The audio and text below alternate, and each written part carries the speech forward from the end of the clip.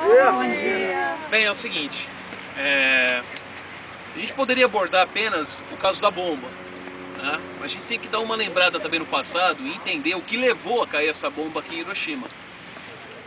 Até o final do século XIX, né, o Japão era praticamente uma nação desconhecida do resto do mundo no sentido de participação industrial, participação econômica e tudo mais, né? Teve as suas portas abertas para o comércio externo pelos Estados Unidos, que bombardeou, né, o país através do Comodoro Matthew Perry, tá? E dessa forma o Japão começou a se relacionar mais com o mundo ocidental. E a partir de então, né, pegou o que tinha de bom no sentido das indústrias e começou a aumentar seu parque industrial. Só que o país era muito pequeno, né? Não tinha espaço para crescer. Aí então começou a ter objetivos imperialistas dentro do país.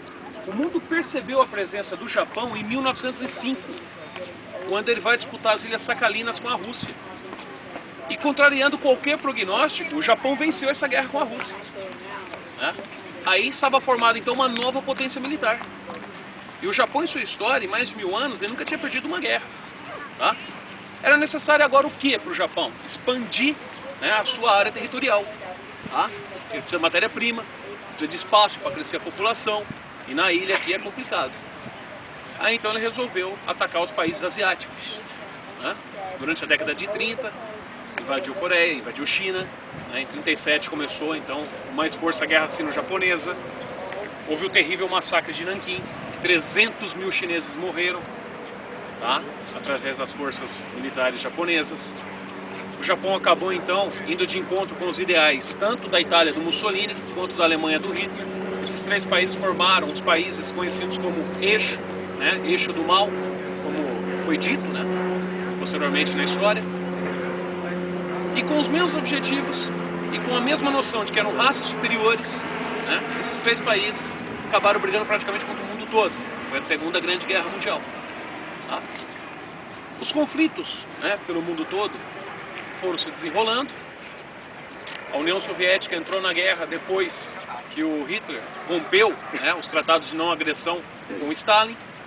E depois entrou os Estados Unidos contra o Japão, sem avisar, atacou a base, né, militar em Pearl Harbor, em dezembro de 1942. Depois desse ataque à base de Pearl Harbor, criou-se um sentimento anti-nipônico, tá? E para o americano, a extinção do Japão, né, no sentido de força militar, era, como diria assim, né, uma forma dele conseguir a sua hegemonia pelo mundo todo. Que o Japão representaria, aqui na Ásia, o seu principal problema, tá? E a guerra então acabou, né, pendendo mais para o lado dos aliados. A Itália, né, acabou com o tempo se entregando. Mussolini, inclusive, né, foi demitido pelo rei Vítor Emanuel III, né, e a própria população italiana enforcou ele.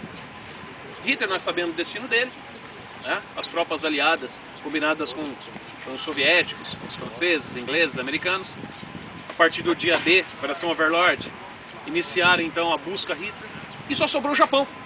E o Japão não se entregava, né? O espírito nipônico, guerreiro, daquela nação que nunca tinha perdido uma batalha, né, não queria se entregar de forma alguma. E os japoneses acreditavam que o imperador era divino. Então, por essa divindade, né, dele ser descendente do sol, inclusive, como eles dizem, seria impossível o Japão perder, né, a guerra. Então eles lutavam com extremo fanatismo. Aí era difícil. O japonês se matava pelo imperador. Tanto é que no final o Japão estava com as suas forças esgotadas.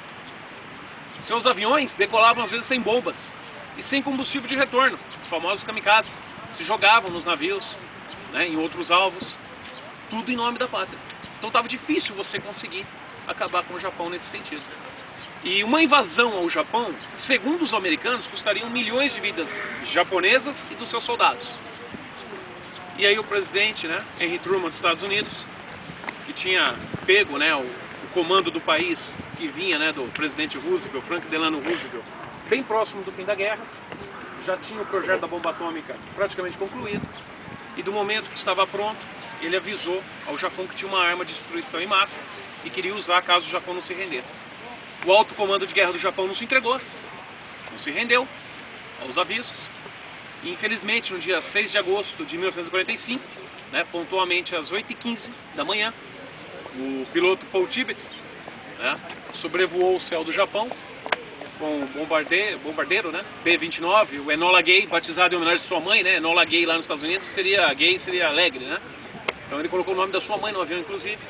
Na sua equipe também estava o William Parsons, foi o homem que armou a bomba. Inclusive ele treinou a noite toda, né, para armar a bomba. Ele tinha medo de decolar com ela armada, o avião não conseguia decolar porque era muito pesada, explodir na pista, tá? E aí jogaram a bomba aqui sobre o Japão. O efeito da bomba nuclear foi tão impressionante que logo no impacto mais de 100 mil pessoas morreram. Tá? Ela explodiu a 500 metros do solo, logo à direita da cúpula, né, que era a antiga sede do comércio, né, de impacto, se não me engano o nome em japonês. Tá? Um pouco à direita, coisa de 100 metros à direita, você vai entrar numa ruazinha ali, uma ruazinha morta, né, quase. Aí você vai ver um monumento que está ali, né, dizendo que ali foi o epicentro da bomba. Posteriormente, né, com os efeitos da radiação e tudo mais, cerca de 248 mil pessoas morreram. Tá? E quem morreu depois foram as piores vítimas, por causa das queimaduras terríveis, da radiação. Tá? No momento da explosão, o céu ficou, né, extremamente negro, depois daquele clarão. Né? A fumaça cobriu totalmente aqui. Só que virou noite, em pleno dia. As pessoas sobreviventes com a pele caindo. Vocês vão ver, né, alguns bonecos no museu representando isso. Perambulavam pelas ruas, sem esperança. E o cenário era... Imagina o inferno. Era isso que virou isso aqui. Onde vocês estão agora, aqui sentados, tínhamos centenas de milhares de pessoas carbonizadas, mortas. Eram corpos e mais corpos. E os que estavam vivos pareciam um filme de terror. Muitas pessoas, os vidros, penetravam na pele das pessoas, né? Com a explosão, né? Foi muito forte. Os que sobreviveram acabaram se machucando muito, se ferindo muito. Tá? Inclusive as pessoas de Hiroshima hoje sofrem um certo preconceito, né? Por causa de serem os herdeiros da radioatividade, aquela coisa toda. O solo não ficou impregnado, a bomba explodiu, né, no ar. Então isso livrou, né, da região toda aqui ficar impregnado de radioatividade. Se tivesse acontecido no solo, nunca mais poderia ter sido habitada essa área aqui. Tá? Então a cidade se reconstruiu, as vidas não. Tá? Então uma agressão não justifica com outra. Um ato covarde não justifica com outro ato covarde. Tá? Então isso que tem que ficar bem claro aqui. Tem que ser mantido tudo isso, tem que ser mostrado tudo isso, para que o ser humano perceba que a guerra, ela não pode existir nem dentro da sua casa. Se você começa uma guerra dentro da sua casa, essa guerra se expande para o mundo todo, né? Se a gente for ver. E é isso que acaba ocorrendo, certo? Então, aproveitem hoje aqui, né, o momento de você estar conhecendo aqui Hiroshima, né? Sintam, né, a calmaria do lugar. Tá? Poucos lugares têm esse exemplo pra gente. Aqui nós vamos ter, né, um museu, né, logo atrás de nós o Museu da Paz. Alinhado, você vai ter aqui o monumento às vítimas. Né? Posteriormente nós temos a Chama da Paz, bem ali no centro, tá vendo? Aquela chama só vai se apagar quando não tivermos mais armas nucleares no mundo. Tá? Ela não se apaga, nem com chuva, com nada. É alimentada por gás, né, encanamento, e posteriormente a cúpula, né, que ela está intocada praticamente do mesmo jeito que ela ficou depois da explosão. Tá certo? O Japão não se rendeu após o ataque a Hiroshima. Teve também o ataque a Nagasaki, 3 dias depois, aí sim veio a rendição. E outra coisa terrível, o efeito da bomba foi tão forte que causou uma chuva negra. Essa chuva estava carregada de radioatividade. Parecia petróleo pingando no chão, né? As pessoas tomaram aquela água com sede. Essas pessoas tiveram câncer de todo qualquer tipo que você imagina. Vai ter mais detalhes lá dentro do museu, tá certo? Então soltar forte, a gente vai encerrando. A senhora quer falar alguma coisinha? Ah, já falou tudo, né? Os efeitos, o antes e depois. Beleza, então tá. Obrigadão, gente. Vamos aproveitar aí hoje. Ela tá com o prédio que conservou, por exemplo, pra gente.